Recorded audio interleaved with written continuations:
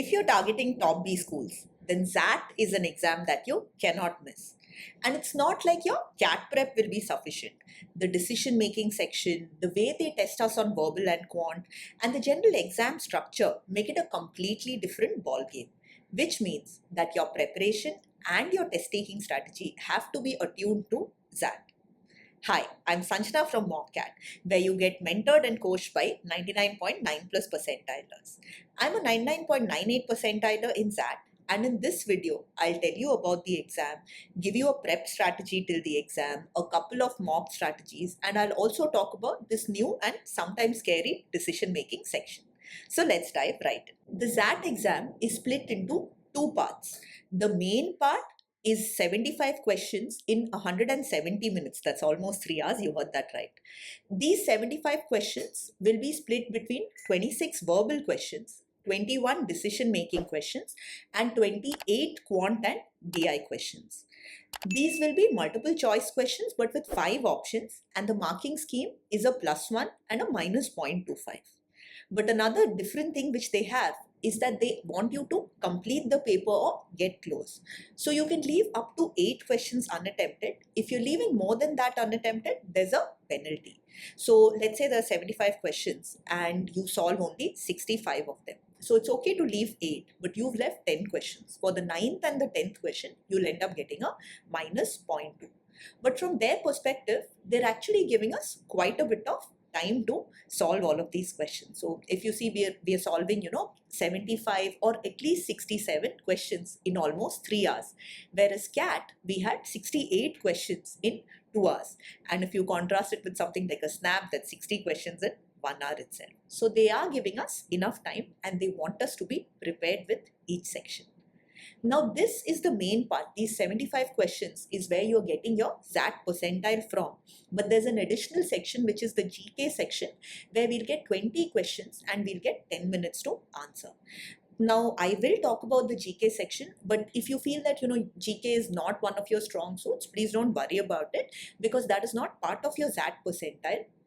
You won't have any negative marking, so you can push through, you can sort of like try out all of the questions, and only XLRI gets this doesn't go to other B schools as far as we are aware, and there is no specific parameter for GK anywhere. At most this might influence your GT panel or your interview, what questions they ask you or something like that, but it is the 75 questions that we want to maximize. Now, another unique thing that XAT has is that there are no sectional timers. This means you can come back to a section, you can choose your time instead of doing a 40-40-40 like CAT. You can choose to spend more or less time in different sections based on your strengths. And when we come to the strategies that you should use, I will actually give you a couple of different strategies that you can test out. But while they don't have sectional timers, they definitely have sectional cutoffs based on the specialization and your profile, and we'll talk about that. But before we get into the syllabus and the percentiles and all, why is it that we feel that XAT is the single most important exam after CAT? After all, you have SNAP, NMAT, bunch of other exams that are going on. So the thing with XAT is, first off, of course, you're getting into XLRI. But along with XLRI, there are a lot of other B schools which accept the XAT score. And the nature of the exam itself, you have extra time to prep and you have extra time in the exam itself, which means that you can definitely maximize your score because you're able to spend a little more time in questions. So in each section, you can try to get a high score. You can try to prepare for each section and then try to get a high score in each section. Things like silly mistakes and all are fewer because we aren't rushing. We know that we can spend that additional 10 or 20 or 30 seconds to check. And if you tend to need a little bit of time to warm up, or you tend to be a little anxious while taking the exam, this exam is a little more forgiving for those, again, because you have extra time. And because of the structure, what also happens is you can play to your strengths. This means you can spend a little more time in your stronger area so that you maximize your score there and your overall score as well. But what you can also do is, if you feel that certain section you're a little weak in, you can also spend a little more time there and try to get as high a score as possible so that you're definitely clearing the sectional cutoffs. Now, an important benefit which a lot of people miss is that there are far fewer serious takers for the XAT exam. Now the CAT response sheet is out. People who've done well in CAT will naturally end up slacking a little bit in SAT prep. A lot of people will be caught up with NMAT and SNAP because these exams are happening right now, and you should definitely take them. But if you're able to prioritize that for the next 20-25 days, and you take up the prep that I'll tell you, follow the strategies and all of that, you can definitely get to a really good score out here. So let's understand the XAT syllabus. Now here I have put the syllabus which is from their official site. We'll put it in the description and the first pinned comment as well so that you can check it out. I am assuming that you have prepared for CAT. So I'm going to tell you what are the differences. Now on the verbal section, we will have shorter RC. So these will be around 300 words with 3 questions each. And they have tried to keep it a little more, real world and business oriented. I remember once we had like something where, Nokia was actually speaking to their shareholders. So there's a small extract. They do have poems, and these poems are tougher. They're more, symbolic or allegorical, but they've also had like a cartoon or a meme or something like that to make it a little fun.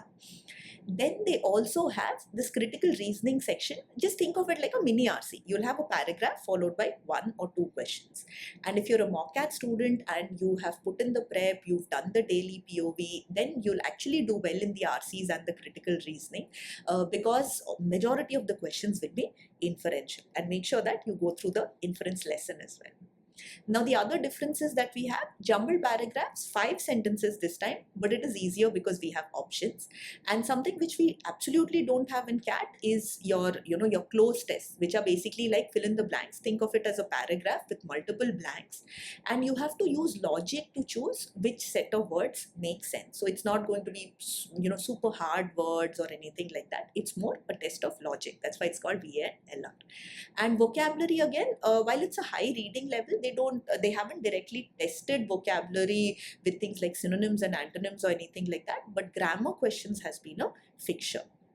Now remember that this RC and critical reasoning part is actually the major chunk of the paper, but the 2-3 questions that you have for each of these are questions which you can quickly solve, and you can also, if you know it, you get it right, and that's it. We're not like grammar and all, we won't get stuck, right? Unlike an RC where, it can be option B also and it can be option E also, so which one do I choose? So when we come to the prep strategy, you'll see that I'll actually emphasize these parts. Similarly, decision making. Now this section of course is entirely different, only XAT has it. So what you'll have here is you'll have these short caselets. Now they can be something which is corporate or business related, but they can also be other real world scenarios. Somebody wants to prep for MBA, somebody wants to sell samosas from their house, and somebody is maybe assigning hostel rooms. And I remember we've had like these non-standard ones, like once I think we had these 3 kingdoms where 2 kingdoms band up and they attack the strong one and things like that. So if you're not coming from a commerce background, don't worry. You don't need to know anything related to accounts or anything like that. It's more like business common sense. So they are testing your critical thinking and your problem solving. But the main thing is, see, as a manager, resources are going to be limited. So they are going to be checking how are you able to prioritize, how can you resolve a dilemma, right? If you have 2 people reporting into you, or if somebody has a restaurant and they want to set up another restaurant, so how should they allocate resources and things like that. And ethics is very, very important out here. So I have a whole slide here on the entire DM section, and I will give you certain guidelines as to how you can get a good score out here. But now quickly coming to quant, see, the quant is it's somewhat similar to CAT. You will have 2 to 3 DI cases also. These will be a little shorter than what we get in CAT, and expect more questions from arithmetic and geometry. So these are your must prep areas. And now, to get a call from XLR, right, for the BM specialization, this is the minimum that you need overall, and these are your sectional cutoffs. Now, these are from last year, but it's expected to be around this. As you can see, it's different based on your stream and your gender. So, academic and gender diversity is something which is there, and they've come out and said that they want to have a more diverse, set of students. Now you can see here that you do have a pretty decent sectional cutoffs in terms of marks. You should be aiming to get double-digit marks in each section. Say 10 plus has generally been enough to clear the sectional cutoffs.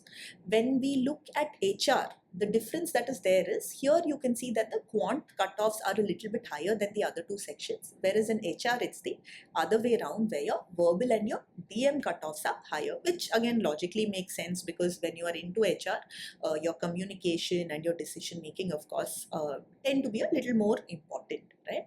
Unless you're negotiating salaries, in which case, of course, the math also comes in. But this is how it is. There is no reservation per se. This is a private preschool, so this is what you're targeting.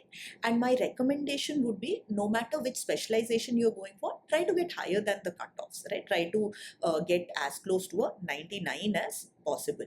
Now, for you to get a 99, you're targeting around 40 marks, plus minus 3 to 4 marks, depending on if that year the exam is a little easier or a little harder. So last couple of years, for example, last 3 years, I think we've seen 99 to be between 36 to 43 marks in total.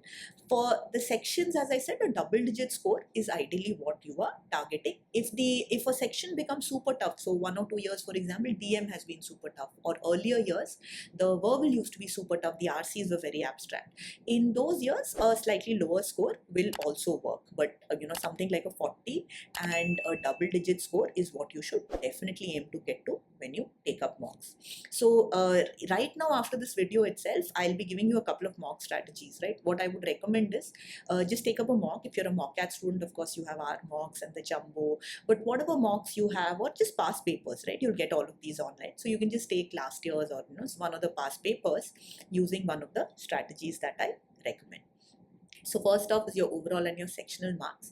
Now for you, obviously, to get this overall score, you have to prioritize each section. One section cannot get you all of the marks, plus you have sectional cutoffs, but you will have your 1 or 2 strong areas which will boost your score. So for me, for example, the verbal and the DM is usually where I end up getting the verbal score will obviously be really high. The other two I think are above average. So that is what has helped me to get a 99.98 score multiple times. So figure out what are your stronger sections. Once you take the mocks and all, also you'll get an idea, and whatever gaps are there, make sure to prep so that you're able to get to this score. You also don't want to lose because of the penalty. So if there are 75 questions, make sure that you're solving at least 67. Keep a track of time. Any section where you've left too many unattempted, you can go back. We'll talk about that soon.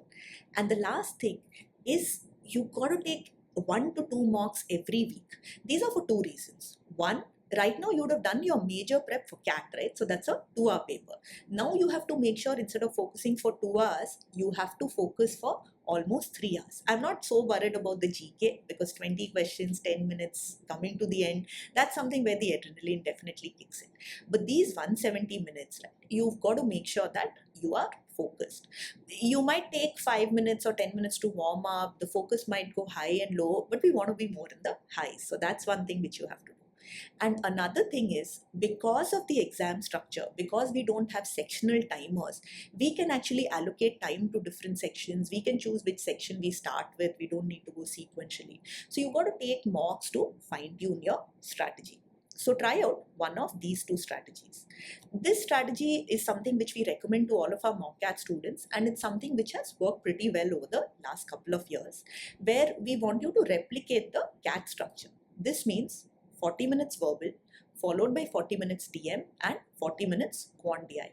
Especially if you've done solid prep for CAT, you've taken at least 10 to 15 mocks, your brain itself will automatically be tuned to working like this, and even without sort of a timer going off, you'll be able to somewhere mentally track this time.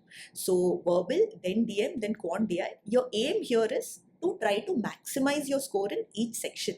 And the way you do this, of course, is you try to take up all the easier and the quicker questions. So in verbal, for instance, you might want to take up the VA, the critical reasoning, maybe 1 or 2 RCs you are leaving. Some harder questions, of course, if the poem is something which is hard or whatever, you can leave those.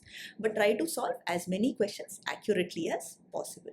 Now in DM, it's very difficult to pick and choose questions. You can't in verbal, you can read the first 3-4 lines of an RC and say, oh, this is doable or this is hard.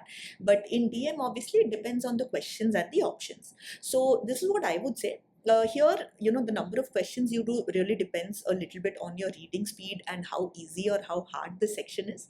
But what you can definitely do is just try to make sure that you are paying attention to the caselet and the question, and you're not spending too much time stuck between options. Just pick something and move on. If nothing seems logical, then just chuck it, right? And then go to the next question. Just try to get to the end of the section.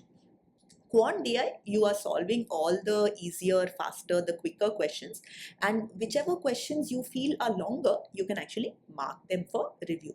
In Quant DI, you definitely want to mark certain questions for review. Verbal and DM, it will be more about unattempted questions that I want to come back to. And then once these 120 minutes are done, depending on how many mark for review questions are there, you can try to solve them. Make sure that you are looking at each section. Now, for example, if you have done about 50% in each section, but there's a lot of mark for review questions in quant, that doesn't mean that you just only do this and then you have only 10 minutes left. So you'll have to allocate your time, based on how much you have solved and how many more doable questions are there. So 20 minutes is just a rule of thumb. It can be more or it can be less, but couple more sections that you might want to prioritize. One, some section where you feel you haven't done enough, right? So let's say, for example, DM, you've done just 10 questions in those 40 minutes for whatever reason. That is a section you have to go back to and you have to try to solve some more. Another thing to consider is, what if there was a section which was easy? Again, I'll use DM as an example. Let's say you've done 14 or 15 questions in these 40 minutes, but you found that section to be easy, you found the questions to be doable. If you can go back and solve the remaining 6 questions, you'll probably get some of them right. So that also becomes a section you prioritize. So your mark for review questions, any section that needs more focus, that needs a higher score, and any section which seemed easier where you can boost your overall score. So these, the first 120 will remain standard. The remaining 50 minutes, you are changing based on how easy or hard the mock was and how you have performed. So take a few mocks and try this out. Now, for those of you who are actually pretty good in quant and DI, this is the strategy that I would recommend. Here, I would say, instead of starting with verbal, start with DM. Spend around 40 minutes. Again, it depends on your reading speed, how easy or hard this particular section is. It can be anywhere from 30 to 50 minutes. Try to get to the end of the section or try to solve as many questions as you can. But next is where your score is going up, because that is your strong section. And in Quant DI, you try to spend about 45-50 minutes. Try to maximize the number of questions that you can do and also try to maximize your score, because this is what is going to boost your overall score. And then you come back to the verbal section. And again, depending on how much time you have left and your reading speed, you basically try to cover as much as you can. Now here we have 2 advantages. One, of course, is we are spending a little more time in a strong section, and that is something which can boost our overall score. But if you look at the ordering of the sections, see what is happening is DM also has caselet, so it's reading heavy, as of course is verbal. So here we are doing reading, math, reading. So the brain itself is getting a break. In the earlier strategy that I gave, it's actually reading, math. Right? So whereas here, because we are bringing in math in between, somewhere our brain also is able to push through and focus for longer. And that's also why, if you see, I have given you slightly longer timelines out here. Now, if you're trying out the first strategy and you feel that this reading, math is something which is creating a bit of issue, just put a comment in the chat, because I do have a solution for that. So I will tell you, and it's actually something which I myself personally follow. So yeah, but coming back to this strategy, here you won't have that problem. And here what you're trying to do is maximize your quant and DI score, but you also want to make sure that you've solved enough in the other 2 sections. So don't solve only just 10 or 12 questions. Try to do as much as you can. You have enough time out here, and make sure that you are getting to that 67 in total, at least, preferably more. Once you are done with this, whatever time you have left, you can try to, maybe if there's some more questions pending in quant or any section where you feel you can score more, you are trying to prioritize that. So try out these strategies depending on your strength, see what works out. If there are any other challenges or questions you have, you can put a comment and we'll get back to you. But now let's talk about how to prioritize your prep aside from these 1 to 2 weekly mocks. Now, in terms of prep, again, I'm assuming that you've done your prep for CAT. So I'm going to tell you the differences that you should prioritize. See, especially as I said, if you're a mock CAT student and you've been doing POVs and all, the CR, the critical reasoning and the RCs is something which is doable. that is something which you should practice along with the fill in the blanks or the closed passages. The grammar is the part which you should just go through lessons. So, our grammar lesson and the practice questions, and then the speed verbal, for example. If you do this bit, you do it once and it's done. It helps you not just for ZAT, but also for SNAP, NMAT, other exams.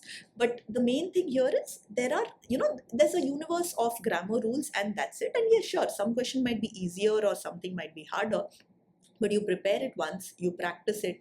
These are questions which will take you less time to solve, so you can quickly solve and go on to the next one. So this is definitely, grammar is definitely an area I want you to prioritize. The RCs, inference, fill in the blanks, this is more of practice. And specifically, on the poem side, we do practice all of the poems, and there are certain things which I teach.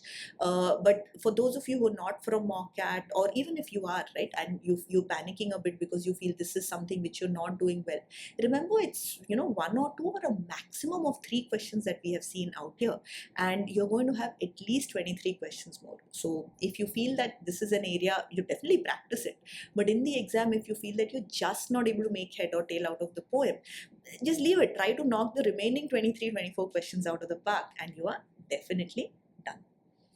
So grammar. And then something which is really important is decision making. Again, here a lot of practice helps, because there's also, while there's a lot to practice so that you are used to all the scenarios and you see what they're testing us on. Here again, there are certain guidelines which you can use, which I will talk about probably in the next couple of minutes. And then if you are taking care of that, then again, it's not like say in quant, right? There's a lot of formulae that you need to memorize. Here, this is not the case. If you understand what they are looking for, they can throw any question and you'll probably be able to solve it. So decision making, a lot of practice, mocks are definitely needed, past papers as well. And then on the quant front, I would actually say DI is something that you definitely should prep. Sometimes for CAT, students don't prioritize DI. Here, see, because you'll get 2 to 3 cases, you definitely should prep the DI because you can rack up marks over there. And on the quant front, arithmetic and geometry is what you are prioritizing. Once you're on track on this, the GK is something you can take up. The reason I'm saying that 1 to 3 are higher priority than GK is because GK is not part of the ZAT percentile. Only Excel gets it, and there's no explicit parameter for GK.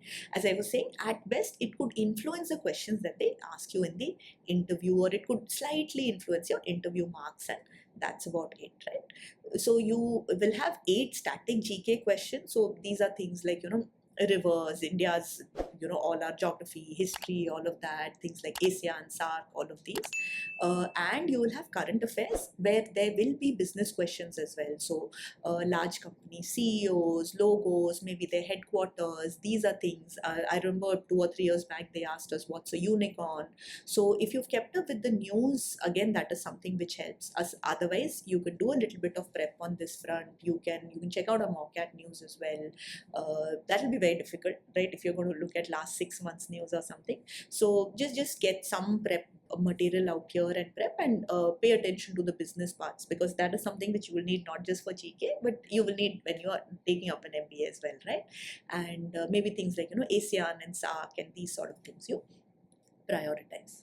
An important thing to do is 1 to 2 mocks per week. Please definitely take this up. You can start off with a mock per week, and then as your prep is doing, make it a couple. You can try to take just one section or something, but we have to build that endurance for those 3 hours, and we want to try out different strategies. Right, so that's on the prep. And now let's come to the decision making section. Now in the ZAT decision making, what I want you to do is focus on the caselet and the question for 2 reasons. One, we want to identify who's the relevant stakeholder.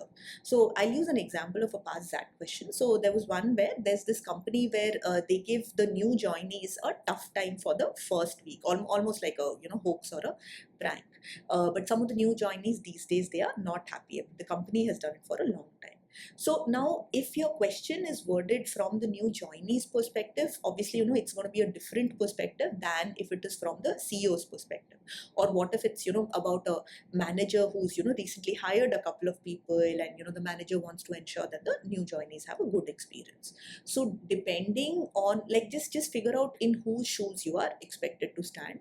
And also look at the case and any keywords in the question itself, right? So if you have something like the word sustainably, right, in the question, then we obviously want to think of the environment or ecology as well.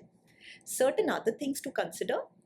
See, we will always have limited resources as a manager. So we want to figure out how to prioritize. Should I have just this one restaurant or open up another one also in the next city, right? So things like that. Meritocracy is very, very important. So if you have three people reporting into you and one person has done really, really well, probably that person deserves a promotion or a bigger chunk of the bonus pool or whatever it is. You can't say, oh, we'll make it equal, right? And another thing which I have realized over the last few years is they want us to think of the medium or the long-term impact. So this means, again, I'll take an example, which had come up. So let's say if you have a group of people who have a submission due. Now, one of those students, maybe a relative is sick, so they're not able to sort of like deliver. So should the professor give them an extension? Now, here in this case, you have to also consider if the professor gives an extension, even though it's a genuine reason, wouldn't five other groups come up? Like, what is going to happen next week? Next week, again, somebody will say, I need an extension for so and so. So, you don't want to set a precedent this way, especially in this case. See, it's a group of people.